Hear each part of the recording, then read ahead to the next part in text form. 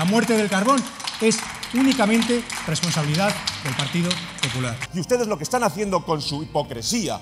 De nuevo, una semana más, el cruce de reproches entre partidos al referirse al carbón nacional han sido protagonistas del Pleno. También el anunciado cierre de la planta térmica de Velilla. Se han debatido hasta 3 propuestas distintas para retrasar ese cierre y buscar alternativas, pero aunque el objetivo de todas es más o menos el mismo, no han faltado los reproches y acusaciones. Que no haya pagos por capacidad no es pedir que no haya térmica. La violencia machista ha logrado el consenso esta semana entre populares y socialistas. Ambos pedirán al Gobierno que cumpla con el incremento presupuestario prometido.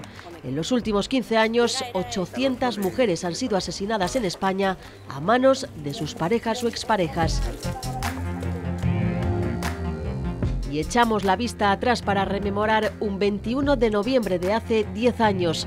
Fue entonces cuando se llevó a cabo la última reforma de nuestro Estatuto de Autonomía, la norma que define nuestras instituciones y dice cuáles son sus competencias, por ejemplo, quién se encarga de la sanidad o de la educación.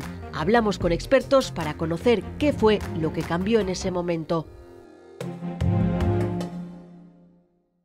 Frente común de todos los partidos políticos para pedirle a Iberdrola que rectifique su decisión de cerrar la central térmica de Velilla. Lo han hecho en un pleno cargado de acusaciones y de reproches. Solo Ciudadanos se ha mostrado totalmente en contra de seguir apostando por el carbón.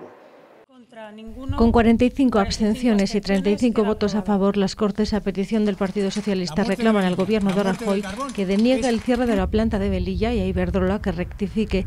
Sale adelante también la petición del Partido Popular para que no se tenga en cuenta la moción que PSOE y Podemos respaldaron en el Congreso. Lo hace con el voto a favor de los socialistas. Esa moción era el eje de todos los reproches. Como hoy ustedes van a apoyar esta moción y otra en el Congreso pidiendo a Iberdrola que rectifique, Sánchez Galán va a rectificar su decisión y Velilla no va a cerrar. Pero no se dan cuenta de lo absurdo de su manipulación. Y ustedes lo que están haciendo con su hipocresía es sencillamente debilitar al Gobierno de España en una negociación que será fundamental para el futuro económico de nuestro país. Podemos insistir en una planta de biomasa como alternativa si el cierre se produce. Planteamos soluciones para evitar la deslocalización de los empleos y procurar alternativas en las cuencas. No nos vale nada de toda la planta. Solo nos valdría una cosa, una chimenea muy grande para un humo pequeño y la portería. Ustedes lo que están diciendo es que se cierre la central. Izquierda Unida dice sí temporal las térmicas, pero con condiciones. La central térmica de Velilla debería permanecer única y exclusivamente para carbón autóctono. La Unión del Pueblo Leonés culpaba a PP y PSOE de la situación. La cuestión es que hay que mantener una misma línea siempre. Y Ciudadanos no se ha movido un ápice de su posición. La descarbonización es inevitable. Que cuando nosotros no hacemos política, cuando no queremos hacer política, otros vienen y la hacen por nosotros. Descarbonización más dilatada que pide el Partido Popular, que en Europa solo defienden España, Polonia y Alemania. La Audiencia Nacional estudiará si es legal o no la declaración de impacto ambiental de la mina de uranio de Retortillo, en Salamanca. El líder de Izquierda Unida lo ha calificado como varapalo judicial y el presidente Herrera insiste en que estamos ante un expediente administrativo sin mayor interés. ¿Está usted diciendo que después de que la semana pasada usted mutase en Boabdil el Chico y fuese llorando por las esquinas porque se ha enterado a estas alturas de la película que Iberdrola no tiene corazón, usted cree que Berkeley tiene corazón, señor Herrera? ¿Así se preocupa usted por las personas queriendo poner una mina de uranio a 30 metros del patio de un colegio, a 30 metros del patio de un colegio y a 100 metros de una residencia de ancianos? Pero es usted el que me habla a mí de la repercusión en las personas, en los trabajadores, en las personas de las comarcas, en los trabajadores de las minas que están surtiendo de minería. Mire, señor Fernández, de verdad, hágaselo mirar. Yo no soy el promotor, yo no tengo intereses en esa explotación, pero resulta que tiene derecho a plantear esta solicitud. Por favor, razonen a largo plazo, piensen en el beneficio de la comarca, piensen en la ganadería, en la agricultura y no en entregar nuestros recursos a empresas para que las esquilmen durante 10 años y nos dejen sumidos en el desastre. No es cuestión de que nos guste o no, ni de opinar o no, es cuestión de aplicar la ley y es lo que vamos a hacer, señor Sarrión, tenga esa garantía. Y si no están de acuerdo con cómo resuelve la Junta, ahí están los tribunales para resolver. Estamos en un Estado de Derecho. Y apoyo unánime a los trabajadores de la empresa abulense de Ornua, destrozada el pasado 5 de noviembre por un incendio. Todos han reclamado a la Junta que apoye el mantenimiento de la actividad de esta factoría. Siguiendo el debate estuvo el comité de empresa que se reunió con la consejera de Agricultura y con el portavoz del Partido Socialista. A la espera de la decisión de si la compañía reconstruirá la planta, 11 trabajadores han sido recolocados temporalmente en Irlanda y otros 4 en una empresa palentina. Estamos hablando de un problema de Ávila, estamos hablando de un problema de Castilla y León y estamos hablando de un problema de todos. Vamos a estar a apoyar y que vamos a estar al lado de los trabajadores y al lado sin partidismos de ningún tipo. Además de apoyar esta PNL, vamos a seguir peleando porque se declare un plan industrial prioritario para la fábrica de Ornua. ¿Qué es lo que necesitamos? Actuaciones urgentes para recomponer la normalidad de la fábrica en el menor tiempo posible. Queremos mandar también un mensaje tanto a la empresa como a la empresa demandante, a la compradora del producto, para que tengan un compromiso claro y definitivo porque esta empresa mantenga su actividad. El presidente Herrera ha recordado que los presupuestos para el próximo año, para 2018, reflejan su compromiso con el plan de primera oportunidad para jóvenes y la reindustrialización de la comunidad. Es uno de los asuntos económicos que ha copado gran parte del debate político de esta semana. Ciudadanos insistía en el cumplimiento de los acuerdos que permitirán a la Junta sacar adelante los presupuestos de 2018 con el foco en el acceso de los jóvenes a su primer empleo. Le pido encarecidamente que haga suyas estas exigencias de Ciudadanos. Herrera recordaba los 2,6 millones previstos para que las entidades locales contraten jóvenes y el millón presupuestado para que las empresas sigan ese camino y pedía propuestas. Y al Grupo Ciudadanos responsable cuando hay que tomar responsabilidades. Se comprometía además con el objetivo de lograr que el sector industrial alcance en 2020 el 20% del PIB, en respuesta al portavoz de UPL. No encontré más que partidas para el polígono de Valladolid y para el Parque Tecnológico de Burgos. Los socialistas reclamaban que se repiense el modelo de las edades del hombre por las escasas cifras de la última edición. En Cuéllar, 172.500 visitantes han dejado una huella de 7 millones. En la anterior cita con datos económicos, la de 2015 en Alba de Tormes, el impacto económico fue de 65,6 millones. 31 de octubre de 2017, 279. 6 empleos en el sector servicios. Algo no cuadra.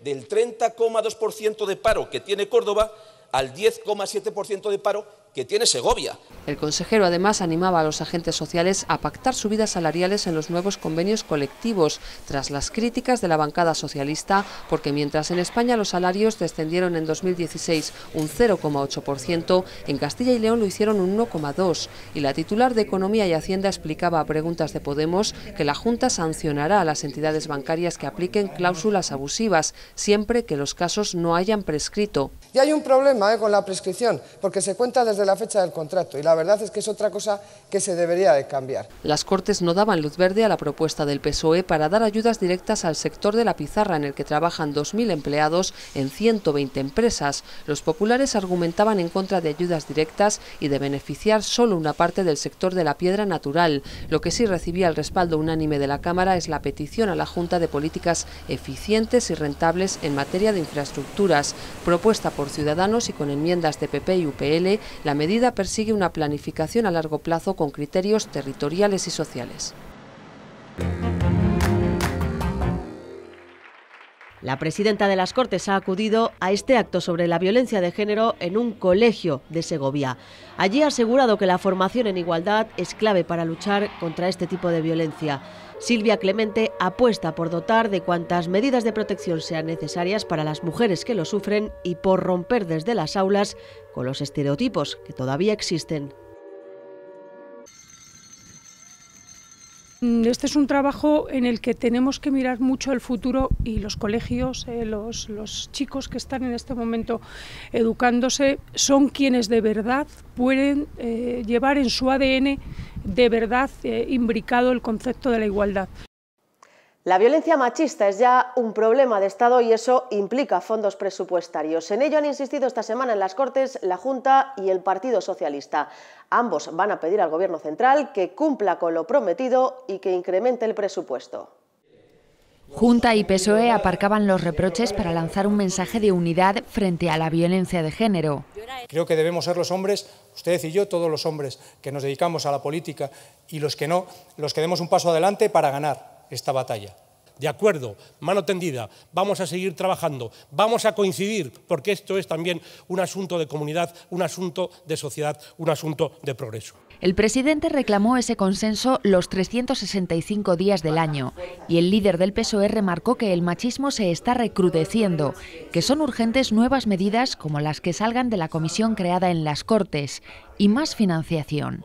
Pedía además al presidente su apoyo para que en los presupuestos del Estado de 2018 esté ya la partida acordada en el Pacto contra la Violencia de Género. Ayúdeme, señora Herrera, a ver si entre los dos conseguimos que el Gobierno destine el año que viene esos 200 millones de euros. Por lógica, por justicia, en la medida en que este no es un asunto que pueda esperar 2 o 3 años, hay que reforzar ese conjunto de políticas. En Castilla y León, el Gobierno regional puso en marcha el modelo Violencia Cero, que sumará en 2018 nuevas medidas. Vamos a aprobar en el año 2018 un plan de prevención de la violencia intrafamiliar, vamos a poner en marcha una plataforma de formación online de los profesionales, vamos a culminar la coordinación informática con el Ministerio del Interior y habrá nuevas ayudas y beneficios fiscales para los huérfanos de las mujeres víctimas. El presidente justifica en la descentralización de los medios que no se reabra el Centro de Igualdad cerrado en 2009. El PSOE reclamaba eso y también más ayudas para las entidades locales y para las asociaciones. Los pacientes que esperan una prueba médica para ser diagnosticados por un especialista se han multiplicado por 9 en los últimos años. Lo ha denunciado esta semana el Partido Socialista. Es uno de los temas sociales que ha copado el debate político. 52.000 enfermos esperaban hace 6 años una consulta con el especialista. Hoy son más de 129.000. Un aumento de las listas de espera que ha motivado una vez más el debate entre socialistas y populares. Que piden cita para una ecografía y se la dan para dentro de un año. Que piden cita para una resonancia y se la dan más allá de 13 meses. Las cifras de Castilla y León no son especialmente significativas. No. Nosotros estamos en el tramo medio. Ciudadanos ha cuestionado esta semana los criterios economicistas de la Junta para mantener o no las urgencias pediátricas en atención primaria. La atención pediátrica de urgencias va más allá de consideraciones de economicistas, de consideraciones de frecuentación. Con carácter general, no existen urgencias pediátricas en primaria prácticamente en ninguna comunidad autónoma. Otra de las preguntas de Ciudadanos sobre el cumplimiento de los acuerdos a los que llegó con el Partido Popular para permitir la aprobación de los presupuestos hacía referencia a la educación y, en concreto, a la necesidad de reducir los precios públicos universitarios. La matrícula anual, sin embargo, en nuestras universidades está en una media de 1.400 euros. En contra de lo que atolondradamente se dice a menudo, nuestros precios más altos no ahuyentan a nuestros alumnos. El consejero de Educación ha anunciado que en los próximos 2 cursos se conseguirá rebajar en 126 euros las tasas universitarias e igualarse con la media nacional. Según la oposición, es una de las comunidades con los precios públicos universitarios más elevados.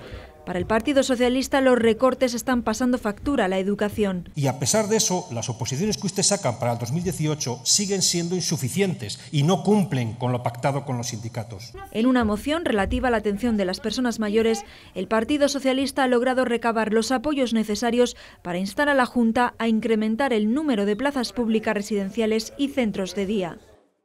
Podemos pedía esta semana que los trabajadores de la televisión autonómica estuviesen representados en la comisión de la TDT. Ciudadanos dudó de que fuera necesario, el Partido Popular cree que no hay desequilibrio y el resto, Izquierda Unida y socialistas, votaron a favor.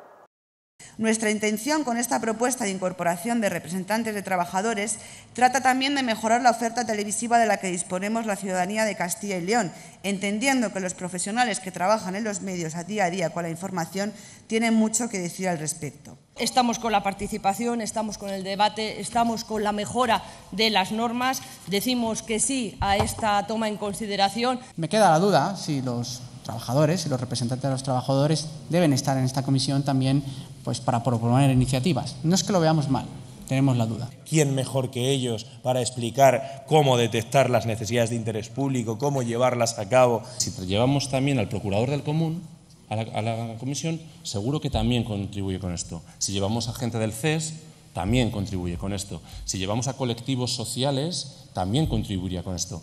¿Qué hacemos? Una comisión donde todo aquel que tenga algo bueno que hacer por Castilla y León para que lo comuniquemos así, esté en esa comisión. Este martes se han cumplido 10 años de la última reforma del Estatuto. Se aprobó en el Senado sin ningún voto en contra en noviembre de 2007. Volvemos hoy justo a ese momento y analizamos con 4 expertos constitucionalistas para qué ha servido y cómo ha repercutido en nuestro día a día. Castilla y León culminó en 2007 la reforma más social de las 3 a las que ha sometido a su Estatuto de Autonomía desde 1983. Es el primer aspecto que coinciden en destacar todos los expertos constitucionalistas a los que hemos consultado. Ese y que Castilla y León había alcanzado la madurez institucional y autonómica suficiente como para incorporarse sin complejos a la carrera de reformas estatutarias que en esa octava legislatura lideraban 2 comunidades de las llamadas históricas, País Vasco y Cataluña. Esta comunidad no debe disculparse. Castilla y León aprobó su Estatuto de Autonomía del 83 de la última comunidad autónoma prácticamente. Hicimos las reformas a remolque de las reformas que se hacían en la Generalidad de España en el 94, en el 99. Y en cambio, cuando empieza el proceso de reformas catalán del 2006 y el resto, Castilla y León se incorpora de los primeros a reformar el Estatuto de Autonomía. El proceso de reforma había sido iniciado frustradamente por País Vasco, pero luego Valencia, Aragón, Cataluña, que ahora monopoliza el debate sobre la reforma estatutaria, y Castilla y León. Castilla y León se incorporó sin ningún tipo de reparos a modernizar y alcanzar una autonomía de calidad.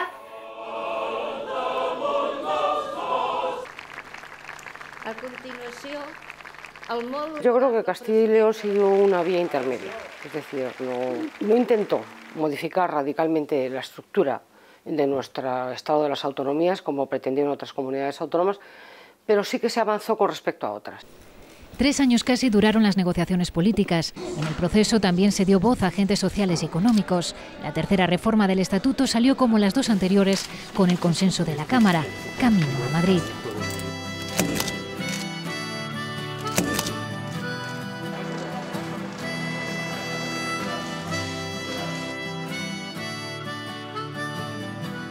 El último trámite en el Senado se vivió casi como una celebración. Era 21 de noviembre de 2007. 300 invitados siguieron el debate. Con el acuerdo y la complicidad de las 2 grandes fuerzas políticas. Estatuto que obliga a quienes gobiernan en la comunidad autónoma que olviden el a veces tan manido discurso victimista. Miro a esa tribuna y veo amigos, solo amigos. Y me satisface profundamente que sea así la gente de mi tierra. El respaldo fue amplísimo, ningún voto en contra, solo las 2 abstenciones de Izquierda Unida. Era la 6ª reforma que se aprobaba en esa legislatura y ninguna otra había obtenido semejante empuje. Estamos viviendo todavía una tarde de singular importancia, trascendental. Castilla y León tiene ya un estatuto reforzado, un estatuto renovado, un estatuto que al mismo tiempo significa, como se ha dicho por parte del propio presidente del Gobierno de España, un paso adelante de Castilla y León en la propia fortaleza de Castilla y León como comunidad autónoma. Pero ¿cómo en la práctica se traducía ese paso adelante que, según los políticos, acababa de dar nuestra comunidad autónoma? Es cierto que nada más abrir el Estatuto encontramos como novedad esta definición. Castilla y León, comunidad cultural e histórica, con la que se reivindica no solo su madurez autonómica, sino el sentido identitario de su ciudadanía. Tanto en su preámbulo como en su título preliminar, habla de que Castilla y León tiene un origen histórico, que se remonta a los reinos de León y de Castilla, y que hemos sido, y nos sentimos orgullosos de decirlo públicamente en el artículo 1, el origen de la nación española. Sin embargo, la mayor novedad de esta reforma se encuentra unas páginas más adelante y se entiende mejor si pisamos la calle. Esta que ven es una oficina de la Gerencia Territorial de Servicios Sociales. La hemos grabado preservando la identidad de sus usuarios. Aquí se solicita la renta garantizada de ciudadanía, una prestación social subsidiaria que se percibe cuando ya se han agotado las prestaciones por desempleo. Oscila entre los 426 euros y los 692, dependiendo de las circunstancias de cada unidad familiar. La idea de que todas las personas tienen que tener, digamos, una mínima renta asegurada por el Estado para garantizar su subsistencia es una idea del Estado social, es una gran conquista de la Europa después de la Segunda Guerra Mundial. Los alemanes lo han llegado a hacer, lo han relacionado con la dignidad humana. 27.440 castellanos y leoneses la cobraron el año pasado, una cifra que se ha cuadruplicado desde 2011. También el presupuesto ha ido creciendo. La comunidad tiene el deber de destinar fondos para ello, y lo tiene porque la renta es un derecho subjetivo, reconocido además por ley, que incorporó esta reforma.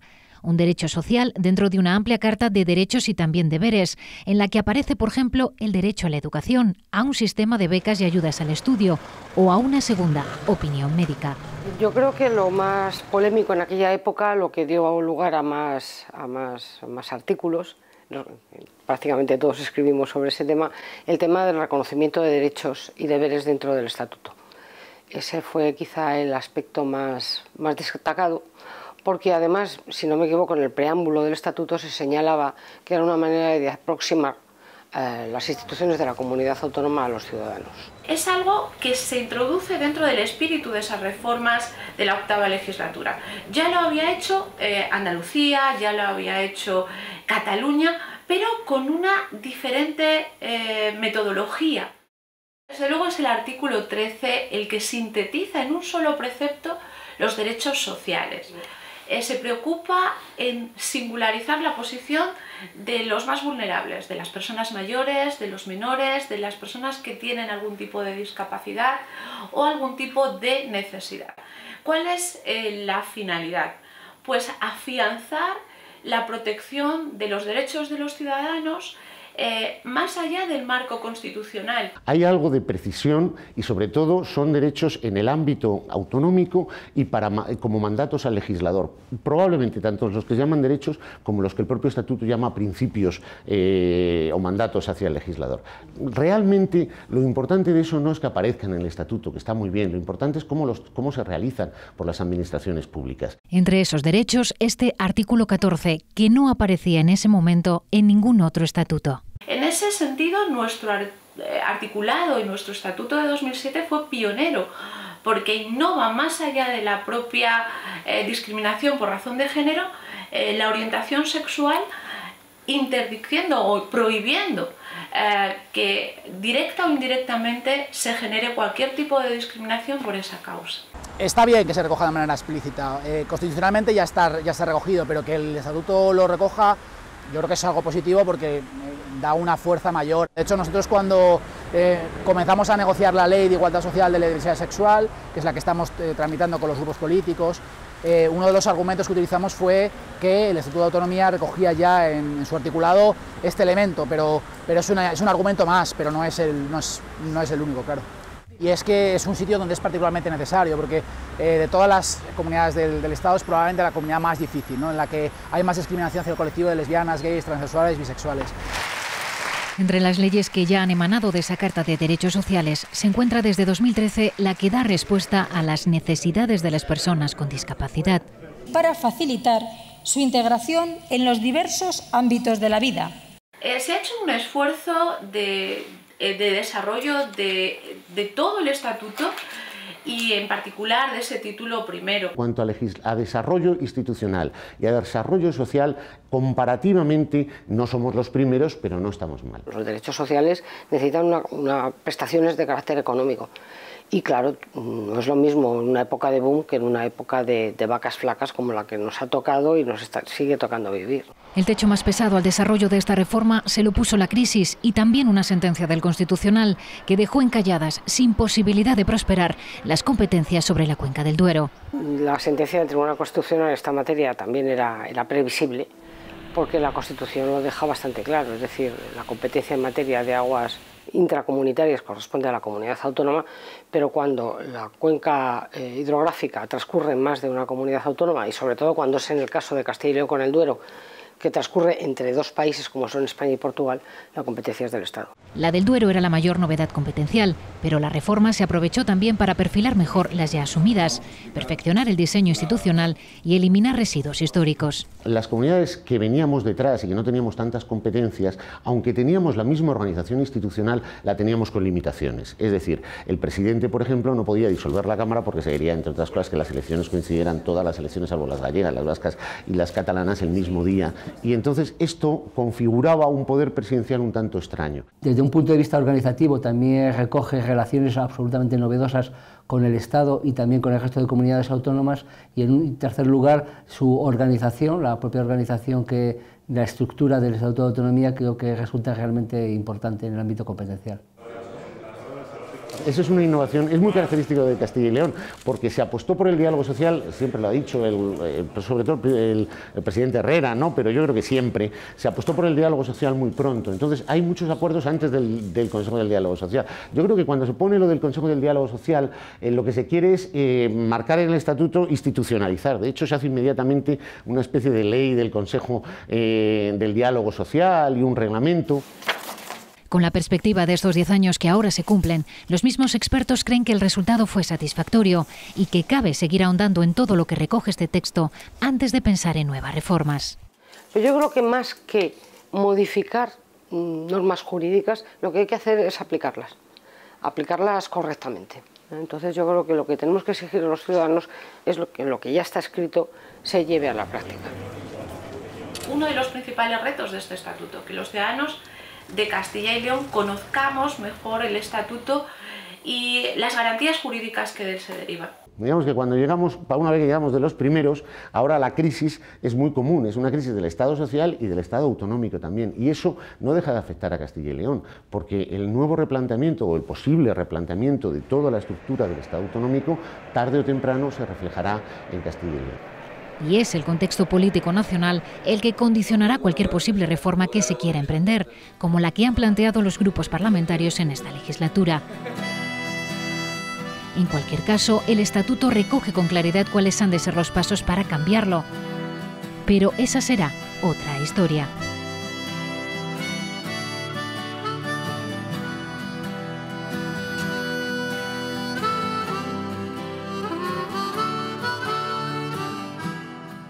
El franquismo, la memoria histórica y la ley que se aprobó hace ahora una década han sido protagonistas esta semana en las Cortes. Un encuentro al que han asistido testigos de aquella época, historiadores e investigadores. Las organizadoras de estas jornadas han puesto sobre la mesa la necesidad de estudiar esta etapa de la historia española para reforzar los valores democráticos del presente. Un pasado al que se quiere dotar de memoria a través del recuerdo y el conocimiento de la verdad. Es insoportable que todavía tengamos enterrado al dictador bajo el altar mayor de una basílica cristiana, cuando al menos dinamitó 2 de los 10 mandamientos, el de no matar y el de no usar el nombre de Dios en vano. No sé si Franco honró a su padre y a su madre, pero desde luego no honró ni al padre ni a la madre de cientos de miles de ciudadanos a los que mató, a los que encarceló o a los que mandó al exilio. Todas las instituciones deberíamos luchar y trabajar contra el olvido, porque es la mejor manera de conocer lo que pasó, porque conociendo nuestro pasado será la única forma de cerrar todas las heridas que aún quedan pendientes y que no son pocas. Pues hasta aquí la información parlamentaria de la semana. Volvemos el próximo jueves con más información. Adiós.